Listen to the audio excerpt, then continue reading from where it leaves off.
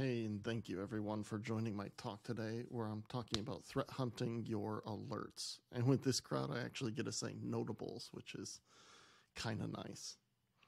So what this comes out of is just our experiences in working in different SOCs and different security teams, and what information we found that really helps them kind of reduce their alerts or strengthen their security posture. So what we're going to cover today is, for an agenda, we'll cover a little bit about threat hunting and what we mean by that. But we're also going to talk about some of the benefits that we've seen from this, as well as some examples of code that you can actually run in your environments to kind of try some of these searches out if you want. And then we'll wrap it up a little bit with some lessons learned. Definitely the hard way with some of these lessons learned. So hoping to pass some of that on to you as well. So kind of kicking it off, what we mean by threat hunting. There's definitely no shortage of the use of this term or people's definitions of it or what their perspective is. The one that I've really enjoyed is this one, where it talks about a proactive and iterative searching or approach of searching through networks to find threats evading solutions. So where we first kind of started this is that we thought, well, we do a lot of threat hunting on raw data, but what if we took this same type of approach, being proactive and iterative, and actually start focusing in on alert data or notables to see if there's any themes or anomalies within that, for opportunities for us to improve not only our detection, but also some of our security controls. So again, what happens if we take an iterative look at our alert data, but as well as those response closures? That's another unique data point that we get. So was it benign? Was it malicious? What analysts worked them, etc. So that's kind of just the base of kind of where we were kind of starting from when we first went down this. And I know this seems a little backwards, but what we wanted to do was cover some of the benefits. So before you kind of see the process, what were some outcomes that we experienced that were really beneficial? And a lot of these we didn't really count on the first time, but we noticed as we went through this multiple times, they kept coming up. These benefits did. So this first kind of category is strengthening controls. And on here, the one I really want to highlight is the ability to switch from audit to block mode. I know a lot of security teams kind of feel stuck or hung with putting in more proactive blocking. And a lot of times it's because the engineers don't want to interrupt the business and what they're doing. So this is a really good chance for both teams to kind of come together and say, hey, here's all the evidence of what we would block and kind of that fidelity of it if we were able to move this from logging or audit mode into block mode. So it's definitely a benefit. It's a great conversation to be able to have with your engineers and just kind of get both teams working together. Another kind of category of benefits we've seen is situational awareness. And for this one, the one I really want to highlight is analyst closing with different statuses. We see this over and over where different analysts will think different things are malicious or benign, or their interpretation of your closure statuses are different. So we'll find some of that inconsistency as we go through some of these searches and some of the findings. And then the one that everyone likes, removing noise. How can we kind of clear out either repeating alerts, duplicating alerts, tune some of that benign behavior from our environment out of these alerts so that we can really get to more actionable notables. So just kind of some of the trends that we've seen as far as benefits that hopefully you will see as well if you choose to kind of dig into this a bit more. So for this, so now we want to jump into some actual kind of hands-on examples of what we've seen with this. And I just want to highlight this, the layout of this slide is what all of these examples will be. So we have the goal, what are some adjustments that we can make to the search to change what the findings are, a section on what it means, the raw search itself, so you can copy paste this, you can type it in your own environment. And then at the bottom, you'll see in a minute, a screenshot of an actual output of a potential finding. So as far as the code is, it's again, Splunk, specifically enterprise security, and we're actually looking at notables. So if you're using notables as where you kind of triage and capture your alerting, then you should just be able to run these. The other note is that most of the environments we work in are risk-based alerting is what they leverage out of ES.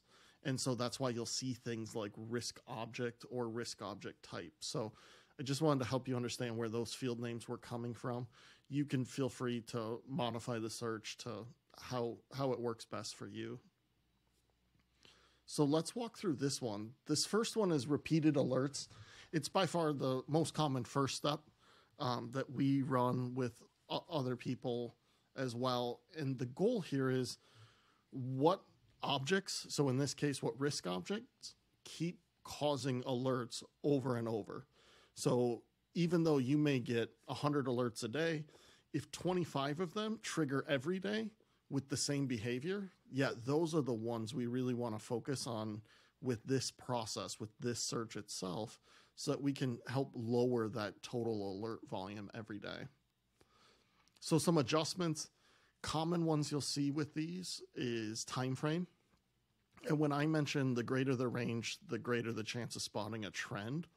If we look at only 24 hours, we may only see one glimpse of the behavior.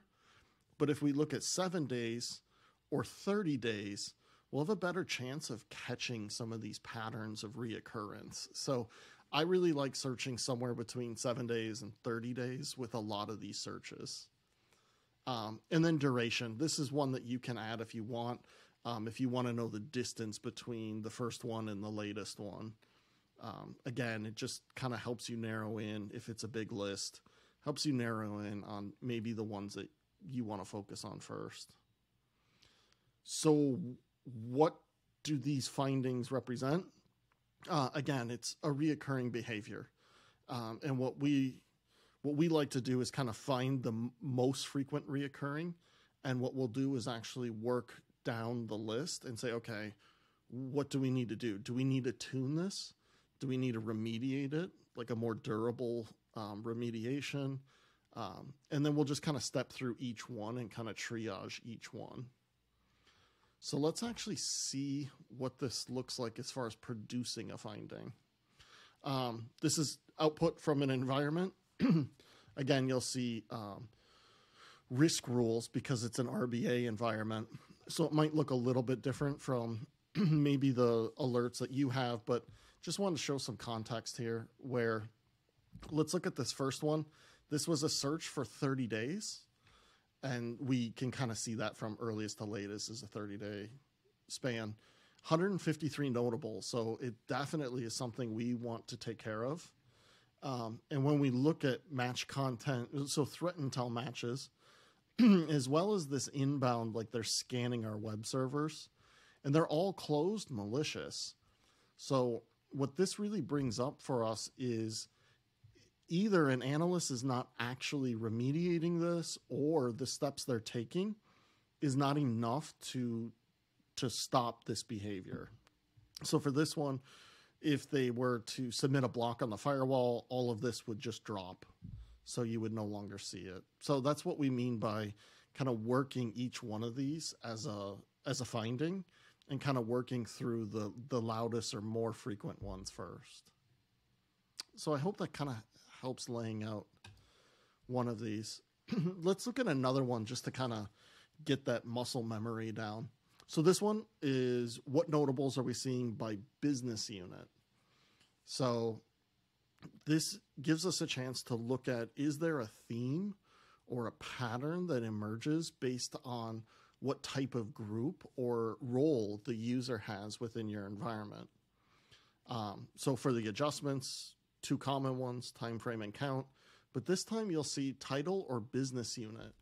And specifically where you would put that is in this by clause. So do we want to look at what business unit they're in? So what group or department? Or do we want to look at what title they have? The reason I recommend both in kind of flipping between them, if you have a common role like a call center rep, where all their titles are call center analyst 1 or call center analyst 2, but there's different geographies. So Idaho versus Missouri. So they might have similar roles, but different units.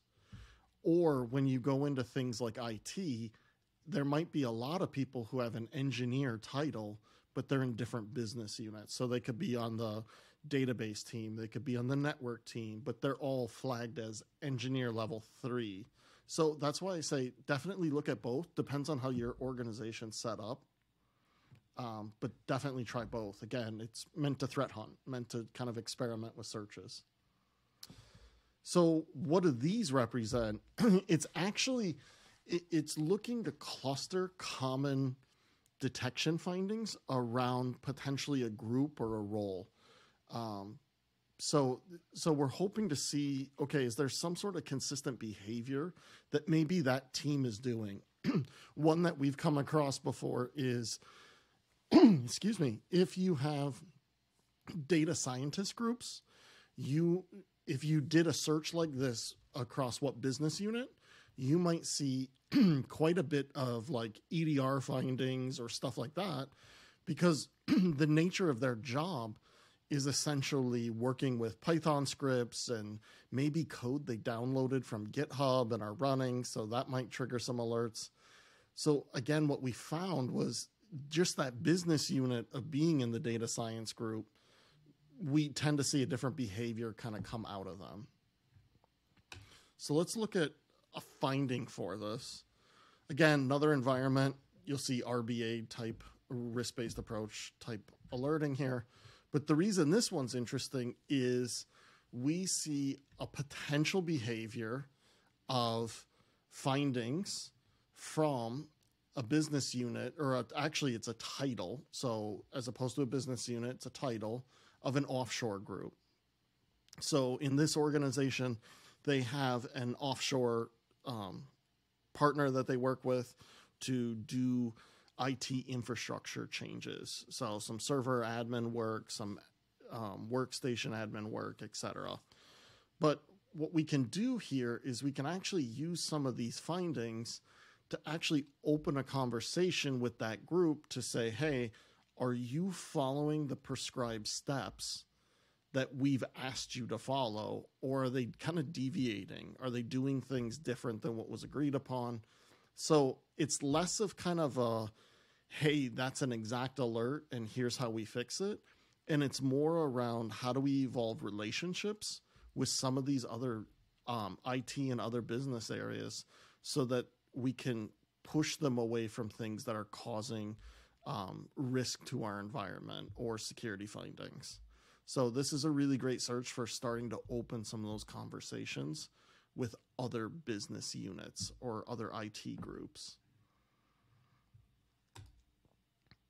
So this next one is kind of similar. So last one, we looked at different attributes of the user. And this one, we're going to look at different attributes of a system. So for this, couple things that we can look at are the operating system or the company, which operating company. So if you work in an organization where there's 3 or 4 different companies all together, sometimes we can look at which operating company it came from and find a theme.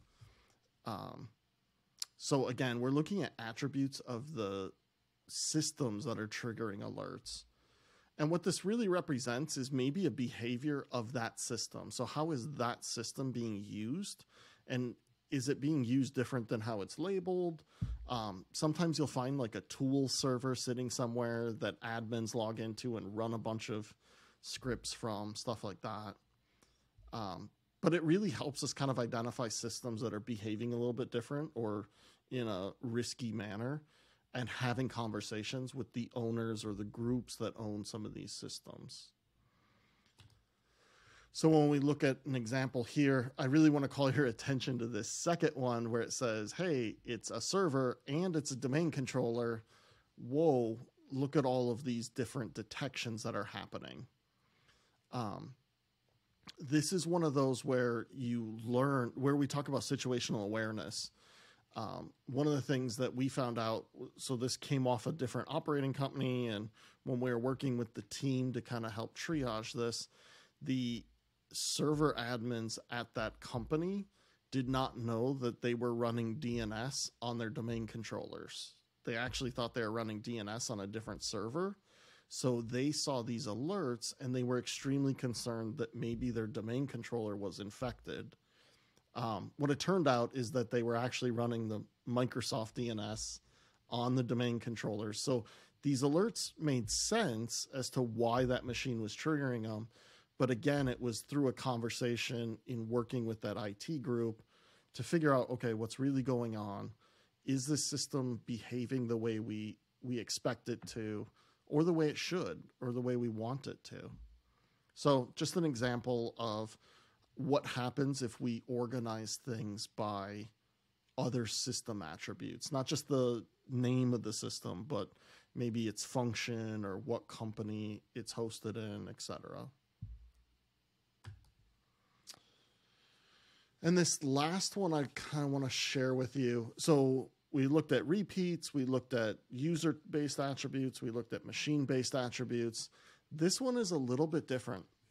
So this one is similar to that repeat, except what we're looking for are specifically anything that was closed malicious, and there's multiples of them across this time frame. So is that server continuing to fire malicious notables that we are closing as malicious?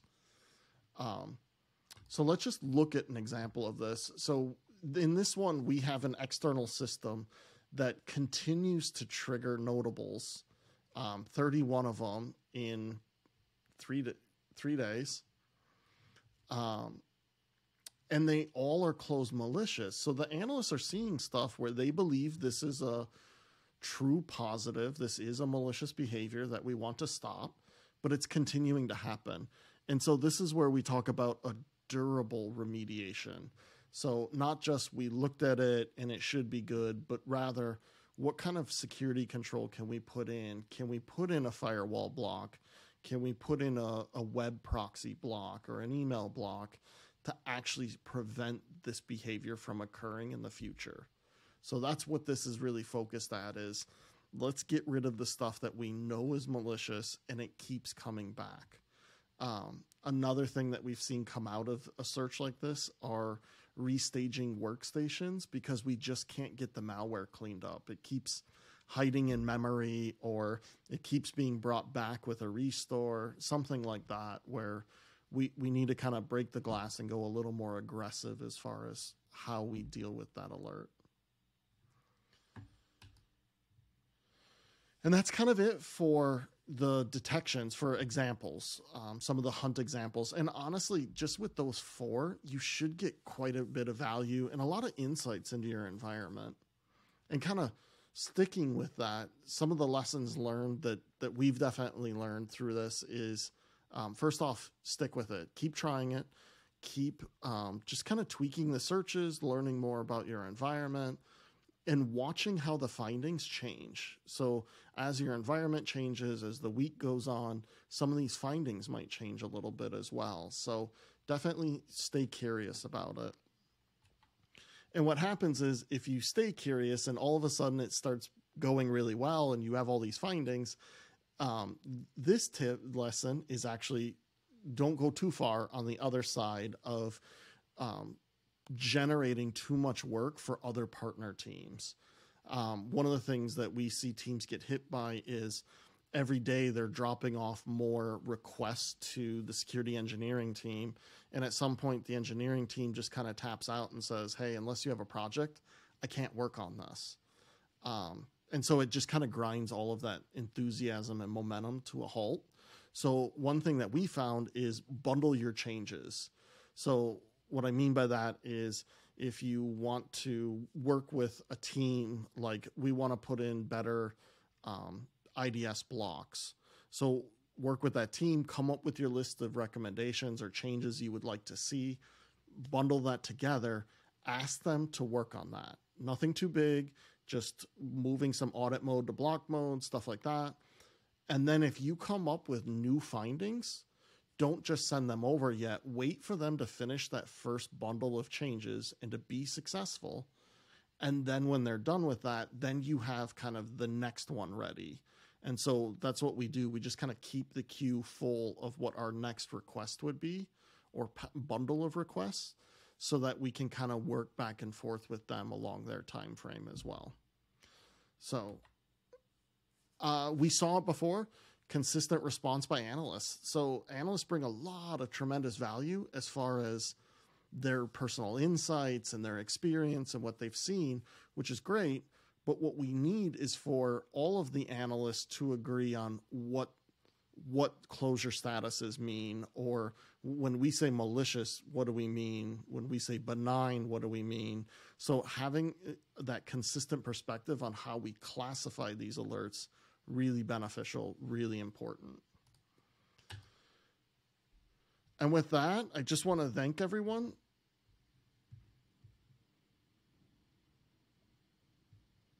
I just want to thank everyone for taking the time out today and watching my presentation. So if you have anything else, feel free to hit me up on LinkedIn or Twitter or any of the channels, and happy splunking.